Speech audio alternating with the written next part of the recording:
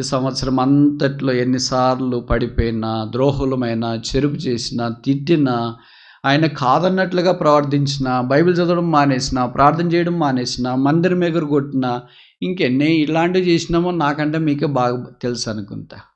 తండ్రి తన కుమారుల జాలిపడినట్లు ఆయన మన జాలిపడినాడు. పగల మేఘస్తంభము, రాత్రి అగ్నిస్తంభంగా ఉండి 40 ఏళ్ళు ఇశ్రాయేలు నడిపించిన దేవుడు, ఇశ్రాయేలుకు ముందు వెళ్ళిన దైవము మన ముందు కూడా వెళ్ళి మనం నడిపిస్తూ వచ్చినాడు. ఎంత కష్టంగా ఉన్నా గోడ మీద వాక్యము, క్యాలెండర్లో వాక్యము, లేదా మనకు టెక్స్ట్ మొబైల్కి వచ్చే వాక్యము, బైబిల్లో వాక్యం చూసినప్పుడు ఎంతో ప్రాణం తిరిగి లేసొస్తుంది. ఉజ్జీవించబడుతున్నా, ప్రోత్సహించబడుతున్నా. కనుక ఎంత అన్నం ఉన్నా తినలేని వాళ్ళు ఉన్నారు. ఆయన దేవుని వాక్యం వారి దగ్గరికి వచ్చినప్పుడు మన అపకారానికి ఉపకారం చేసేవాడు, మన దుర్నీతికి మేలు చేసేవాడు, మన శాపాన్ని ఆశీర్వాదంగా మార్చేవాడు. ఆయన ఒక్కరోజు కాదు, ఇది ఒకరోజు ప్రాసెస్, ఒక వారం ప్రాసెస్, ఒక నెలదైతే పర్లేదులే అని అనుకోవచ్చు. అనుదినము, ఇది మనకు నమ్మశక్యం కాదు, కానీ బైబిల్లో రాశారు. నిర్గమకాండం 32వ అధ్యాయంలో వాచినట్టు సర్వీస్ చేసినారు వాళ్ళు కూడా. అంటే వాళ్ళది డిఫరెంట్, మనది డిఫరెంట్. అనుదినము ఆయన మన విషయమే చేసిన 5 విషయాలు జ్ఞాపకం చేస్తా త్వరగా. మొదటిది పరిచయమైన వాక్య భాగం, విలాప వాక్యంలో 3వ అధ్యాయం 23వ వచనం. లెమెంటేషన్స్ చాప్టర్ 3 వర్స్ 23. అనుదినము నూతనముగా, చాలు, అనుదినము వాత్సల్యత నూతనముగా, His mercies are new every morning and great is thy faithfulness, O Lord, great is thy faithfulness. ఇంగ్లీష్లో పాట కూడా ఉంటుంది. అనుదినము వాత్సల్యత పుట్టడమే గొప్ప సంగతి, కానీ ఇక్కడ విశేషణం ఏమి రాశారంటే నూతనముగా పుడుతుందంట. ఇది మానవ రీత్యా అసలు దుస్సాధ్యం. ఏ భార్య భర్తలు కానీ, ఏ తల్లిదండ్రులు కానీ, ఏ పిల్లలు కానీ ఎవరికి ఇలాగ పుట్టదు, పోతుంది ఉన్నది కూడా. కాదంటారా? పెళ్లి చేసుకున్నప్పుడు ఎలాగున్నారు, 5 ఏళ్ళు అయిన తర్వాత ఎలాగున్నారు, 10 ఏళ్ళు అయిన తర్వాత ఎలాగున్నారు, అలాగే పుట్టినప్పుడు పిల్లలు అంటే ఎలాగున్నారు, పెద్ద అయి పెరిగి మనం అంటే నిరాకరించే పరిస్థితులు ఎలాగుంటారు, ఇవన్నీ పోతుంటుంది వస్తుంటుంది, మనకు పోతుంటుంది వస్తుంటుంది, పోతుంటుంది వస్తుంటుంది. కానీ ప్రభువుది అలాగ కాదంట. అనుదినము నూతనముగా వాత్సల్యత పుట్టుచున్నది. మన ఇంట్లో కూడా 2 పిల్లలు ఉన్నారనుకోండి, బాగా చదువుకునే వాని మీద బాగా భక్తి, బాగా ఆత్మీయంగా, బాగా పాటలు, బాగా తలంత ఉండేవాడంటే ఎంతో ఇష్టం. వాని కొరకు స్పెషల్ ఐటమ్స్ దాచిపెట్టింటాం, కీమా బాల్స్ లాంటివి, డబల్ ఆమ్లెట్ లాంటివి, అట్లాంటివి. అలా కాకుండా ఊరికే గాలికి ఎయిర్ ఫోర్స్లో తిరిగి వచ్చేవాడు ఉంటాడు కదా, బైబిల్ అంటే పట్టుకోడు, మందిరంకి రాడు, ప్రార్థన చేయడు, అన్ని సబ్జెక్టులో ఫెయిల్ అయ్యాడు. అట్లాంటి వాడు కూడా అన్నం తినడానికి ఇంటికి వస్తాడు కదా, మరి ఇంట్లోనే పుట్టాడుగా. వాడికి ఏం చెప్తా, అన్నం ఎక్కడుందో అడుందుర్రా, ఇదేనా ఉండేది, అదే ఉండేది. ఇది ఎప్పుడు ఉదయంతో అట్లుందే, ఉదయంతో మరి ఇప్పుడు వేడివేడికి వస్తుందా ఏంటి నీకు? ఎంత మార్పు వస్తుంది కదా. ప్రభు మరి మన విషయంలో 40 ఏళ్ళు ఇశ్రాయేలీలు అరణ్యంలో నడిచినారు. 40 ఏళ్ళు వాళ్ళేమి భక్తులు కాదు. బైబిల్లో రాయబడింది, వారు ఆయన్ని విసిగించినారంట, సణిగినారంట, మోషే మీద రాళ్ళు ఎత్తినారంటే. యెహోవా ఏమైపోయినాడో అని ఏం చేశారు, బంగారం తీసుకొని వచ్చి ఒక దూడ తయారు చేసుకొని మొదటి పబ్ క్రియేట్ చేసినారు. The first pub recorded in the human history is documented in chapter 32 Exodus. నిర్గమకాండం 32వ అధ్యాయంలో వాచినట్టు సర్వీస్ చేసినారు వాళ్ళు కూడా. అంటే వాళ్ళది డిఫరెంట్, మనది డిఫరెంట్. అలాంటి వాళ్ళని ఎవడని భరిస్తారండి? మీ నాన్నగారు అమ్మగారు ఉంటారు, పిల్లలు వచ్చి నువ్వు మా మమ్మీ కాదు, నువ్వు డాడీ కాదు అని అన్నారు అనుకో, ఏం చేస్తారు మీరు? చాలా కరెక్ట్గా చెప్పినావు నాన్న, కొత్త బట్టలు తెచ్చినాము వేసుకుందరా అని పిలుస్తారా? బిర్యానీ చేసినా తిందరా అని పిలుస్తారా? మీరు ఎంత కృంగిపోతారు, ఎంత బాధపడిపోతారు. వీడేంటి ఇట్లాంటి మాట అన్నాడు, ఇంత పెద్ద మాట అన్నాడేంటి, జీవితంలో కోలుకోలేని మాట అన్నాడేంటి అని బాధ. ప్రభుని కూడా అదే చేసినారు. నువ్వు మాకు దేవుడే కాదు, ఇదే ఏది దూడ, ఇదే దేవుడు అన్నారు. ఒక తల్లిదండ్రులని మీరు నా తల్లిదండ్రులు కాదనే దానికంటే ఇంక బాధపరిచే అంశం ఏముంటుంది? పిల్లల్ని నా కొడుకులు కాదు, కూతుర్లు కాదనే దానికంటే బాధపరిచే అంశం ఏముంటుంది? మామూలుగా నువ్వు పనికిరావరా, నువ్వు వేస్ట్ రా, నువ్వు అదిరా, నువ్వు చదువుకో, భక్తి లేదంటే ఇట్స్ ఓకే, మామూలుగా అలవాటు అయిపోయి ఉంటుంది తిట్లని.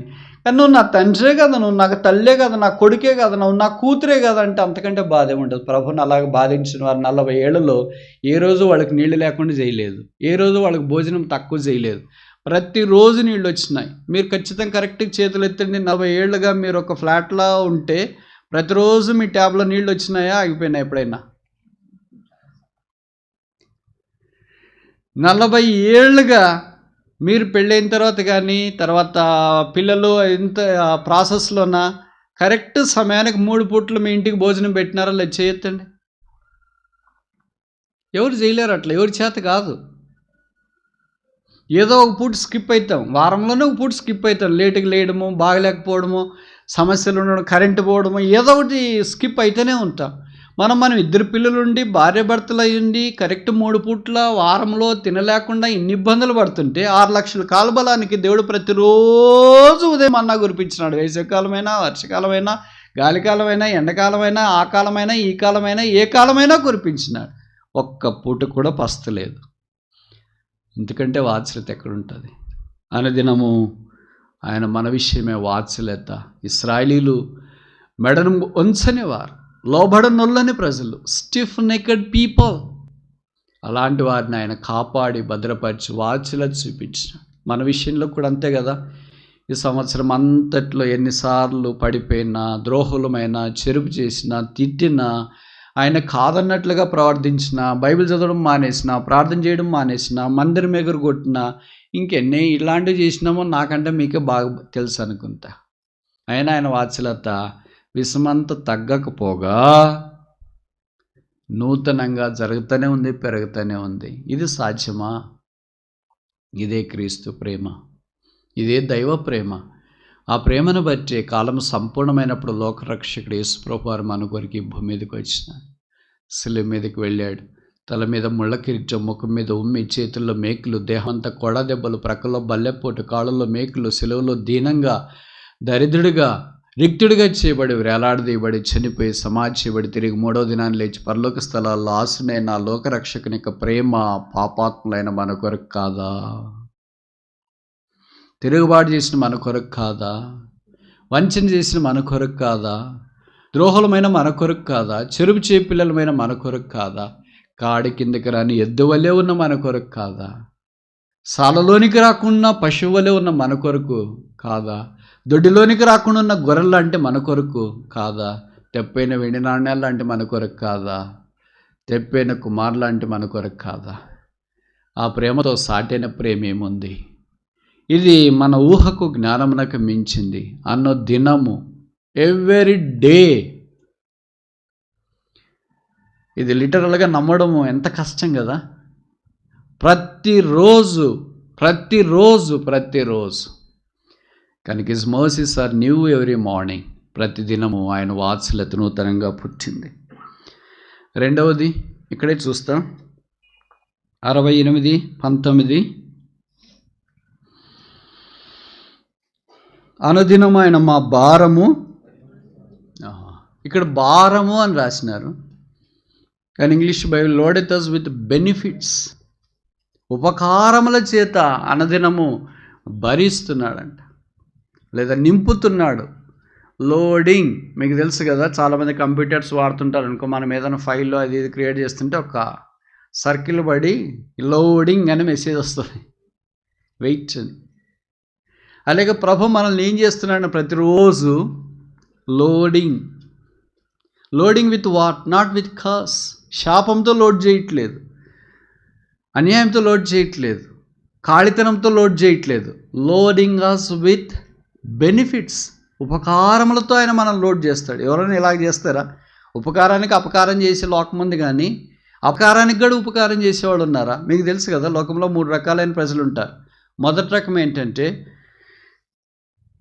అపకారానికి అపకారం చేసేవాళ్ళు. రెండవ రకం ఏంటంటే ఉపకారానికి కూడా అపకారం చేసేవాళ్ళు. మూడో రకం ఏంటంటే అపకారానికి ఉపకారం చేసేవాళ్ళు. తెలుగు అర్థమవుతుంది అనుకుంటే మీలో కొంతమంది తెలుగు మీడియం వాళ్ళు ఉంటారు. మనం ఏ టైపు? ఉపకారానికి ఉపకారం, అపకారానికి అపకారం. మంచికి మంచి. మీ ఇల్లు మా ఇంటికి ఎంత దూరమో మా ఇల్లు కూడా మీ ఇంటికి అంతే దూరం. మీరు మంచిగుంటే మేము మంచిగుంటాం, మీరు అంటే మేము కూడా అంట. అది మొదటి రకం. రెండో రకం ఏంటంటే మీరు మంచిగున్నా కూడా చెడ్డగుండేవాళ్ళు.